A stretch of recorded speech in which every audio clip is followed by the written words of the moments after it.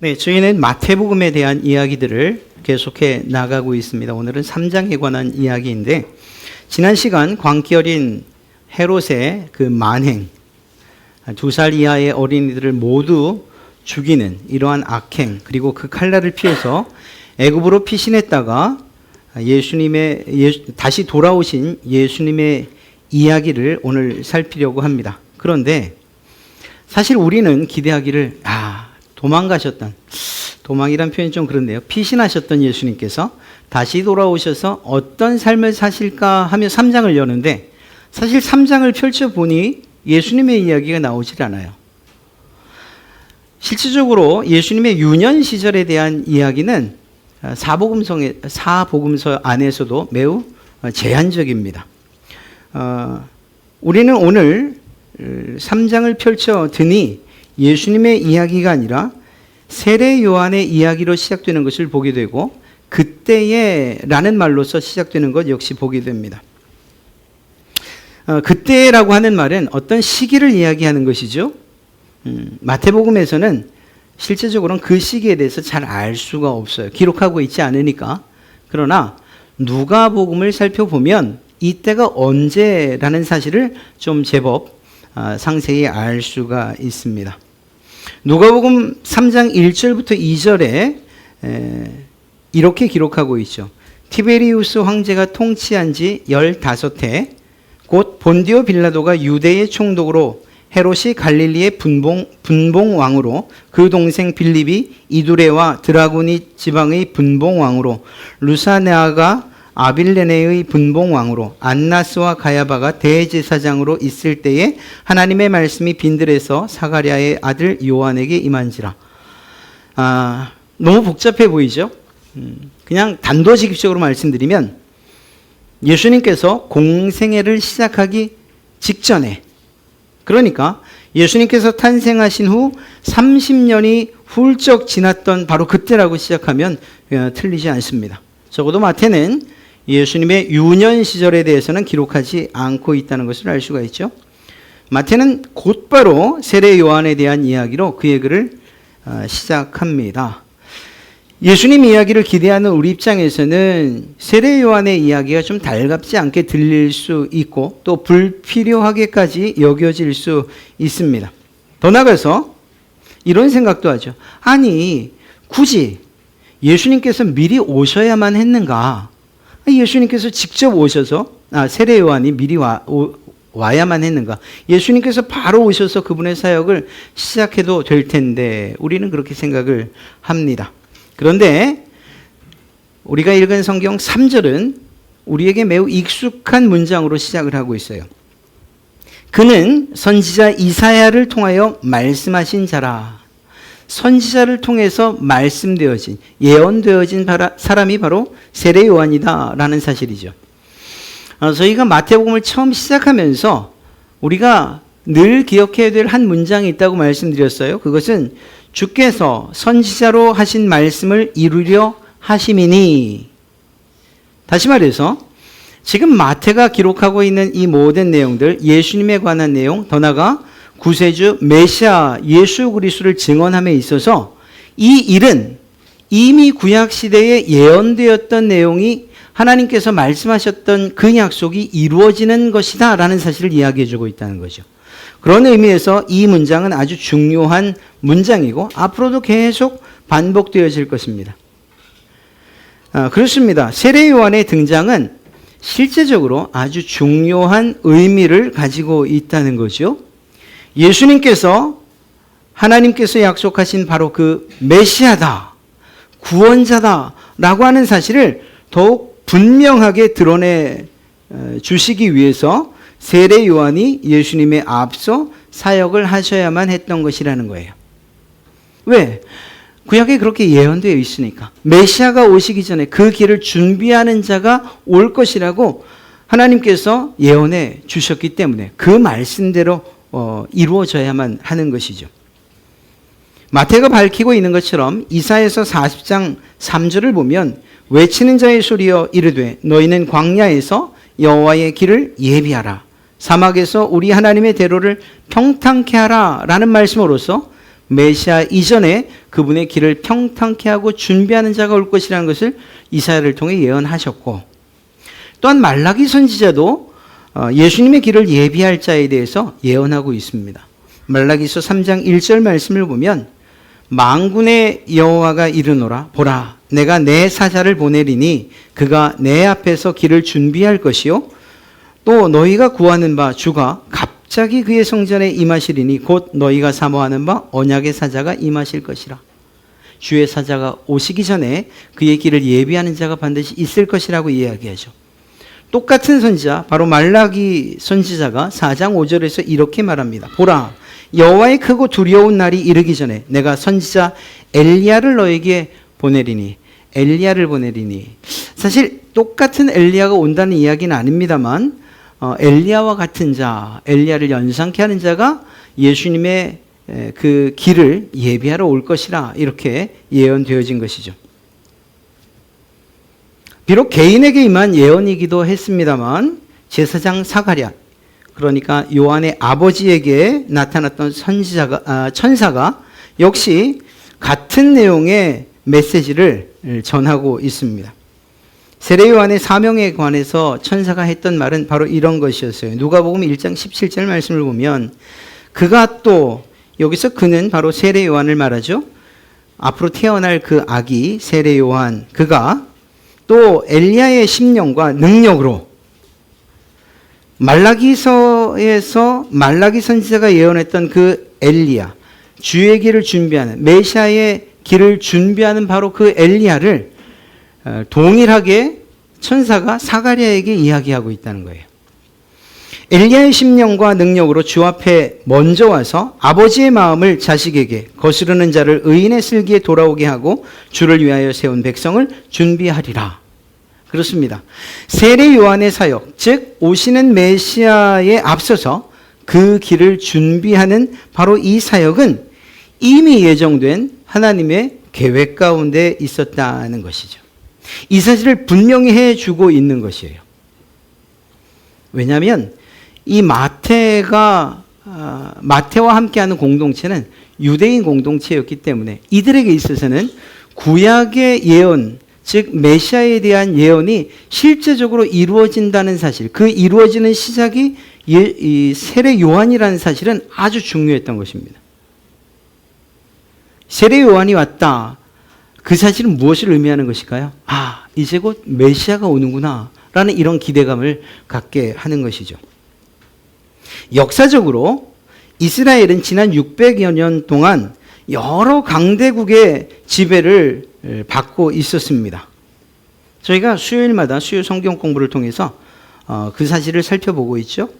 이미 그 당시 고대 근동의 강대국, 그래서 아수르, 아시리아, 그리고 바벨론까지 살펴봤습니다. 이제 앞으로 페르시아도, 헬라도, 로마도 계속 이어서 살펴볼 거예요. 그 기간이 600여 년이었어요. 그 600년 동안 이렇게 다른 나라의 지배를 받던 유대인들에게, 그리고 지금 현재 로마의 지배를 받고 있는 그 유대인들에게 세례 요한의 등장은 깜짝 놀랄 만한, 그리고 그들을 흥분시키기에 충분한 일이었습니다. 말씀드렸던 것처럼 세례 요한이 왔다는 그 사실은 이제 드디어 로마로부터 우리를 해방할 메시아가 오는구나 라는 사실들을 기대하게 했기 때문입니다.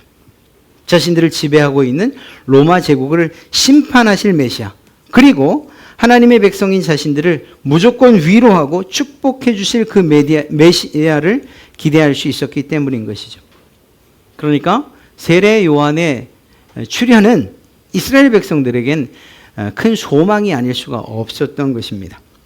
세례 요한은 광야에서 그 사역을 시작하죠. 그런데 여러분, 성경을 우리가 읽다 보면 특히 구약 또 신약도 마찬가지입니다. 이 광야라고 하는 땅이 종종 등장을 해요. 예를 들면 모세를 부르셨던 곳도 광야이고, 또 이스라엘 백성들이 나름 비옥했던 애굽을 떠나서 그들의 새로운 삶을 시작했던 곳이 어디냐? 바로 광야이죠. 그 광야, 신의 광야에서 하나님의 율법이 이스라엘 백성들에게 주어졌습니다.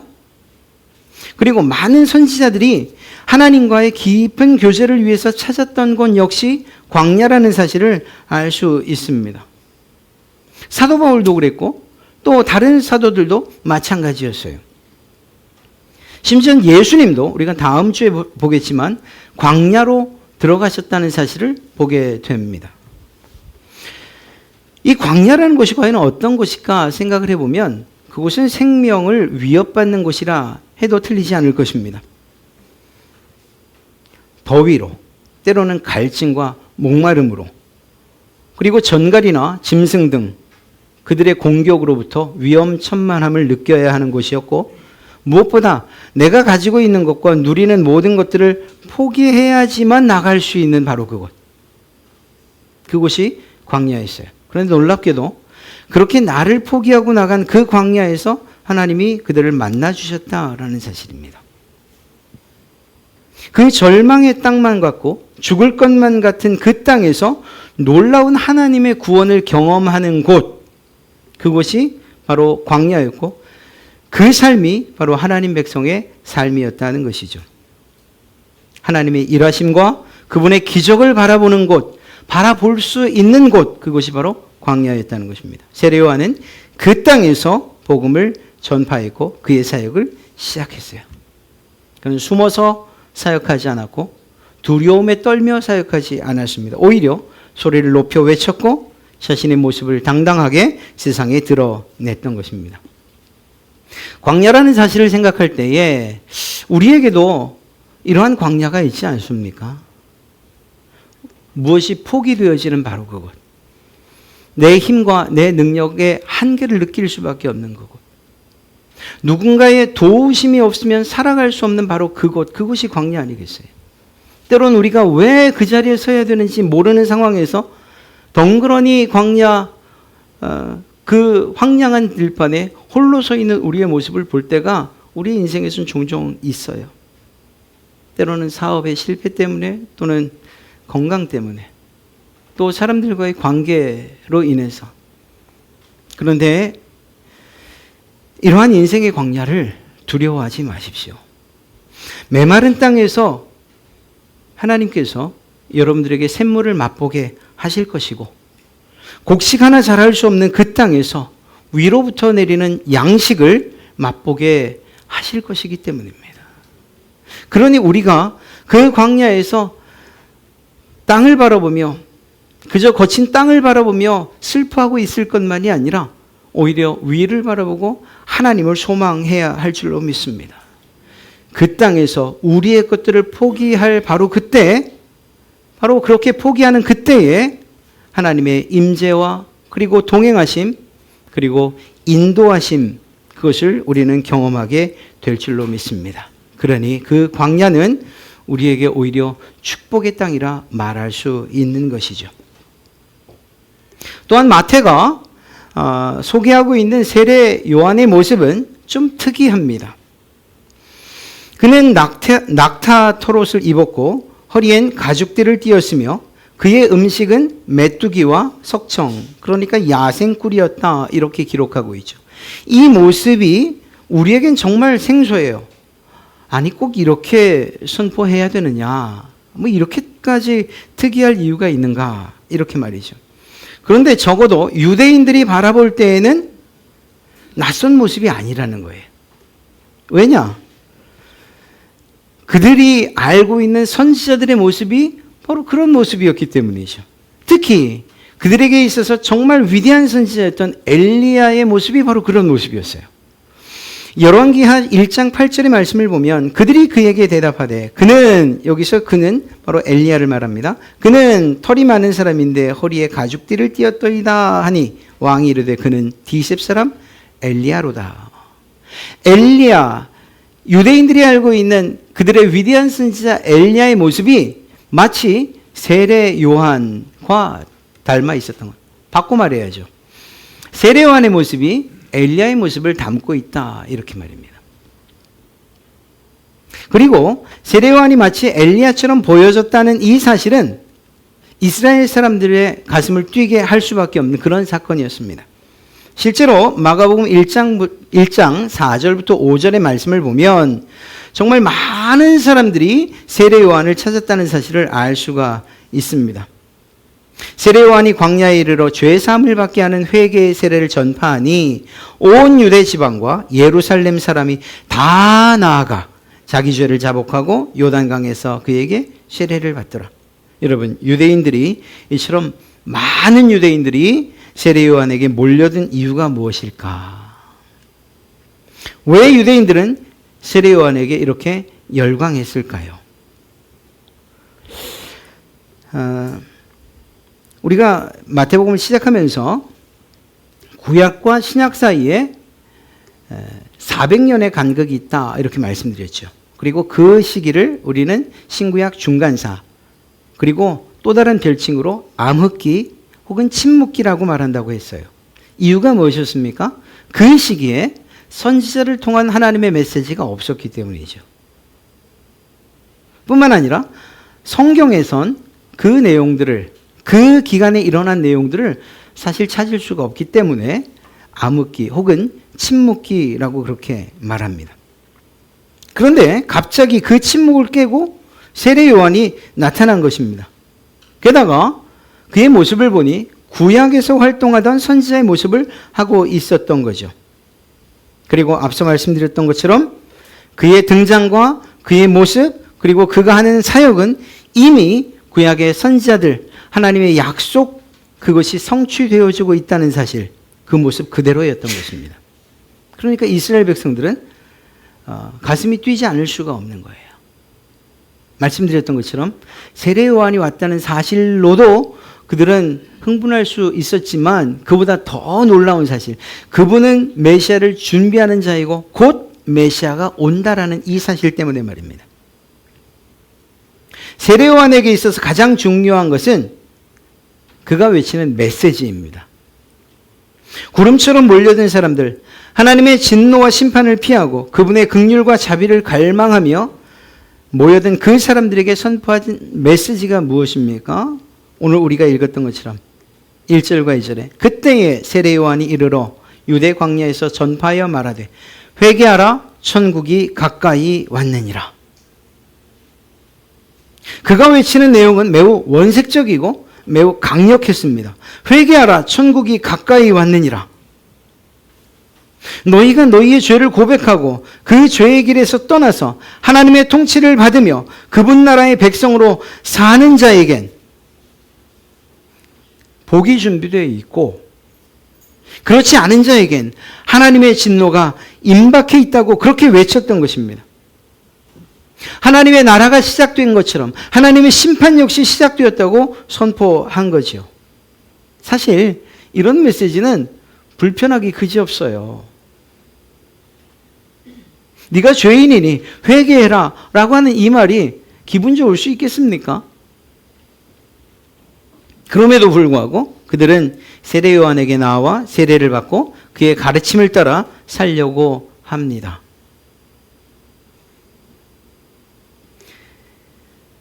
선지자들의 그러한 역할은 하나님께서 주시는 말씀, 특별히 당신의 백성들이 회개하고 그리고 정상적인 하나님의 백성으로서 하나님이 주시는 은혜와 복을 누리길 원하시는 것이었죠. 그리고 그 역할들, 그 가교의 역할을 하는 것이 바로 선지자였습니다. 그리고 세례 요한은 그 선지자 역할을 지금 너무나도 잘하고 있는 거죠. 요한이 외치는 회개는 어떤 회개였습니까? 다시 말하면 진정한 회개란 무엇을 말하고 어떻게 해야 하는가 하는 것에 대한 그 대답을 세례 요한이 지금 해주고 있다는 거예요. 많은 사람들이 찾아왔다고 말하는데 마태는 세례 요한을 찾아왔던 또 다른 특별한 무리에 대해서 이야기를 하고 있습니다. 그들은 바로 바리새인들과 사두개인들이었습니다. 종교 지도자 그룹이었죠. 사실 우리가 이제 수요 성경 공부의 끝자락에 가면 그들의 분파, 이스라엘의 분파, 사두개 혹은 또 바리새파, 에세네파 등등 살펴보게 될 거예요. 그들이 그런 종교의 분파를 이룰 수밖에 없었던 그런 이유들이 있고 성향들을 살펴보게 될 것인데, 사두개파와 바리새파는 신학적으로 서로 등지고 있는 사람들입니다. 하나가 될 수 없는 물과 기름과도 같은 사람들이에요. 그런데 그들이 세례 요한 앞에 나왔다는 것. 이후에 예수님을 죽이기 위해서 이 둘이 손을 잡았다는 것. 이러한 사실들을 통해서 이들에게 있어서는 중요한 것이 구원에 관한 메시지 혹은 이스라엘의 그러한 회복에 관한, 하나님 나라의 회복에 관한 그러한 메시지가 중요한 것이 아니고 자기들의 정치적인 그리고 또 자신들의 실제적인 이익과 유익에 더 관심이 있구나라는 사실들을 알게 돼요. 오늘도 대부분의 사두개인들과 바리새파 사람들은 지금 일어난 이 소동, 요한이 일으키고 있는 이 바람이 도대체 무엇인가, 이 운동의 실체가 무엇인가를 알아보기 위해 왔을 겁니다. 그렇지 않겠어요? 세례 요한이라고 하는 보도 듣도 못한 사람, 그런데 엘리야의 행색을 한 사람이 큰 바람을 일으키고 그리고 세례를 베푼다고 하니 그것이 도대체 어떻게 일어난 일이고 또 무슨 일인지 알아보고 싶었겠죠. 그래서 온 사람들이 아마 대부분이었을 것입니다. 그런데 그 가운데에는 비록 바리새파, 사두개파라고 하는 종파를 형성하고 있었지만 그 안에 포함되어 있었지만 신실하게 살길 원했던 바로 그런 사람들도 있지 않았겠습니까? 무엇보다 그가 외치는 내용이 임박한 진노를 피하라 라고 하는 이 말이었을 때에 그 메시지에 대해서 반응해서 하나님의 진노로부터 피하고 싶은 사람들도 있지 않았겠습니까? 그들이 역시 찾아왔을 것입니다. 그들을 향해서 세례 요한이 외쳐댄 소리는 사실 너무 강력해서 성경을 읽는 우리들도 민망해요. 뭐라고 이야기합니까? 독사의 자식들아, 누가 너희를 가르쳐 임박한 진노를 피하라 하더냐. 참 점잖은 말로 써져서 그렇지 이걸 조금만 풀어서 조금 이렇게 다른 말로 표현하면 너무 과한 이야기 아닌가 싶을 정도예요. 그런데 세례요한이 하려고 했던 이야기는 독사의 자식들아 누가 너희를 가르쳐 임박한 진노를 피하라 하더냐는 이 말이 중요한 게 아니었어요. 그 뒤에 이어지는 말들이 정말로 하고 싶은 이야기였어요. 무슨 말이냐? 임박한 진노를 피하기 원한다면 그러면 회개에 합당한 열매를 맺어라. 너희가 혈통적으로 내가 아브라함의 자손입니다. 그래서 내가 그냥 있어도 아브라함의 자손으로서 구원을 받을 것입니다. 라고 착각하지 말아라. 도끼에 찍혀 불에 던져지지 않으려면 회개에 합당한 열매를, 좋은 열매를 맺어라. 이것이 정말로 그들에게 하고 싶은 이야기였어요. 아니, 사두개인들과 바리새인들 뿐만 아니라 자신에게 나오는 모든 사람들, 예수님을 맞이하기 위해서 메시아를 맞이하려고 하는 사람들이 준비해야 될 그 태도가 바로 이러한 합당한 회개에 합당한 열매를 맺는 것이었거든요. 이것을 전하고 싶었던 것이죠. 사랑하는 성도 여러분, 회개가 대체 무엇입니까? 여러분이나 제가 경험한 회개가 있었다면 그것은 과연 어떤 경험이었습니까? 아마도 대부분 비슷하지 않을까 싶어요. 어느 날 말씀이 우리의 가슴을 때리고 그리고 우리의 죄가 보여지고 그 죄들이 부유물처럼 떠오르면서 죄책과 죄의식에 사로잡히죠. 그리고 그것은 우리를 정말 슬프게 합니다. 그것으로부터 벗어나고 싶은 갈망을 우리 안에 일으키죠. 그럼에도 불구하고 어찌할 수 없는 나의 연약함과 그리고 무기력함을 발견하게 됩니다. 그 죄들로 인해서 슬픔이 일어나고 통곡하게 됩니다. 그 죄와 죄책으로부터 벗어나고 싶은 마음, 자유롭고 싶은 그러한 열망이 간절히 생깁니다. 그러다가 마침내 예수 그리스도 그분의 구속의 은혜를 경험하게 됩니다. 처음에는 죄로 인해서 절망적인 슬픔의 눈물이 흘렀다면 그것이 이제 변해서 새로운 소망에 대한 기쁨과 감격의 눈물을 흘리게 되죠. 이런 일들은 한자리에서 그리고 한순간에 이루어지기도 합니다. 그리고 이러한 회개에 대한 마음과 의지는 결국은 우리를 세례의 자리까지 이끌어요. 그래서 내가 이제는 하나님의 백성으로 살겠습니다라고 하는 그 자리까지 말입니다. 세례 요한이 선포하고 있는 바와 결코 다르지 않죠? 세례 요한의 메시지가 무엇이었어요? 하나님의 임박한 진노를 피하기 위해서 무엇을 하라고 외치고 있습니까? 예, 자기의 죄를 자백하고 세례를 받으라고 이야기합니다. 회개하고 세례의 자리까지 가는 건 말입니다. 그리고 이 회개는 다가오는 징벌, 하나님의 심판을 피할 수 있다라는 소망을 우리에게 주죠. 그렇습니다. 앞서 말씀드린 우리가 경험한 대부분의 회개에 대한 경험, 그것이 바로 이러한 메시지, 요한의 메시지와 다르지 않아요. 그런데 세례 요한은 여기서 멈추지 않습니다. 그의 메시지는 계속되어져요. 진정한 회개는 그 회개에 합당한 열매를 맺어야 한다는 것입니다. 여기서부터 우리가 정말 복잡해지기 시작하는 겁니다. 그렇습니다. 회개의 클라이막스는 변화여야 돼요. 변화. 깨달음도, 복받치는 감정도 그것도 아니에요. 한없이 흐르는 눈물이 회개 전부가 아니라니까요. 우리가 그것이 회개라고 착각하면 우린 진정한 회개를 경험하지 못하고 그 열매를 맺기 힘들어질 수밖에 없어요. 의식과 우리의 생각이 하나님께로 돌아서야 됩니다. 그것이 어쩌면 회개의 시작일 수 있어요.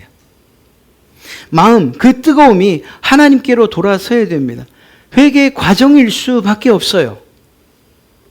그리고 더 나아가서 그 회개의 절정은 우리의 행위와 우리의 삶이 하나님께 돌아서야 된다는 거예요. 변화에 있다는 것입니다. 그렇게 뿌려진 회개의 씨앗은 열매를 통해서 내가 한 그 회개가 살아있는 회개, 진정한 회개였다는 사실을 증명해내야 되는 거예요. 무엇을 통해서? 열매를 통해서. 열매를 통해서. 심겨진 씨앗이 열매를 맺지 않는다면, 혹여 어찌어찌 자란 나무에서 열매를 찾을 수 없다면 그것은 그저 땔감으로 사용될 나무에 지나지 않는 거죠. 비록 작아도, 적어도, 아직 덜 익었어도 열매가 있을 때 그것이야말로 진정한 나무, 과실수의 역할을 하고 있다, 이렇게 말할 수 있어요. 회개에 합당한 우리의 삶의 열매가 한순간에 완전해지고 한순간에 무르익고 모든 사람이 인정해진다면 얼마나 좋겠습니까? 그러나 그렇지 않다 하더라도 열매가 맺히기 시작하고 그것이 익어가는 모습들을 보이기 시작한다면, 그렇다면 그것이야말로 진정한 회개라고 이야기할 수 있다는 것입니다. 사랑하는 성도 여러분, 우리의 회개가 그래야 합니다. 우리가 맺어야 할 열매에 대해 아주 노골적으로 이야기하고 있는 그런 말씀이 있어요. 갈라디아서의 성령의 열매가 바로 그것입니다. 5장 22절, 23절 이렇게 말하죠.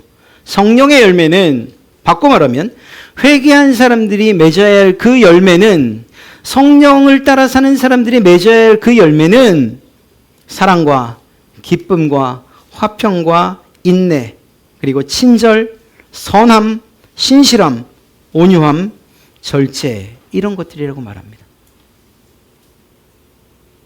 우리가 이렇게 맺어야 할 좋은 열매들만 이야기하다 보니 우리가 예전에 맺고 있었던 회개하지 않은 상태에서 열렸던 열매들이 무엇인지를 종종 생각하지 못해요. 그런데 사도 바울은 이 갈라디아서 5장 22절 이전에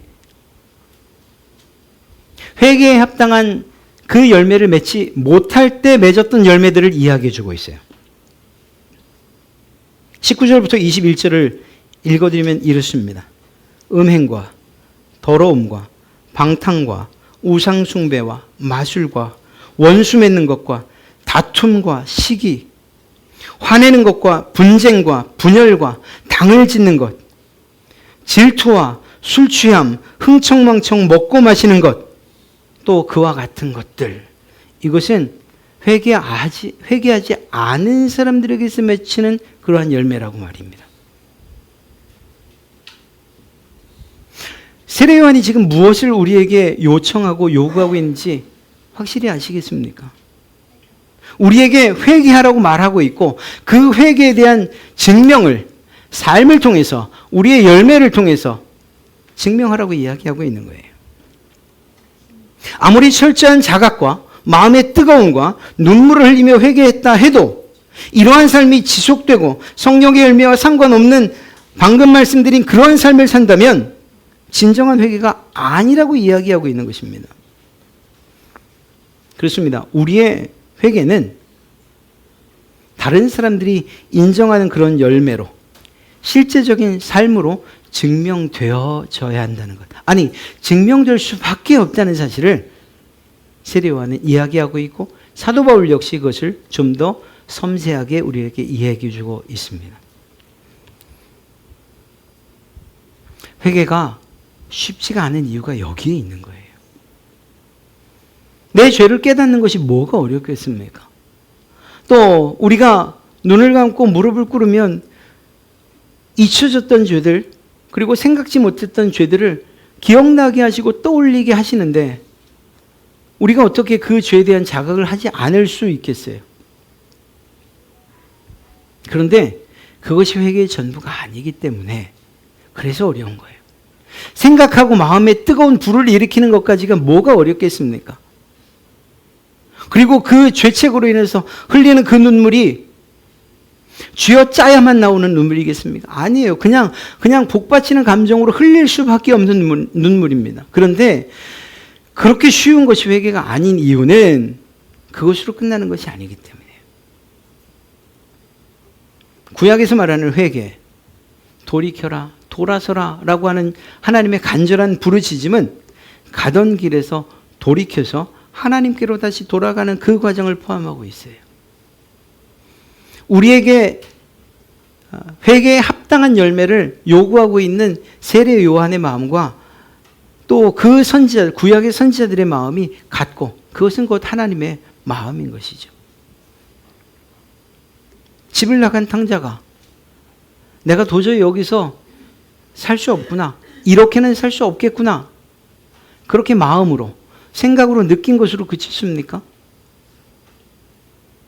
비록 먼 길이고 아버지를 볼 낯도 없고 부끄럽고 그곳에 가서 하인들마저 마주할 자신이 없어서 그저 아들이 아니고 하인으로 써주십시오라는 마음을 가지고 서래도 돌이켰던 것, 그리고 그 아버지 품에 안겼던 바로 그것이 회개죠.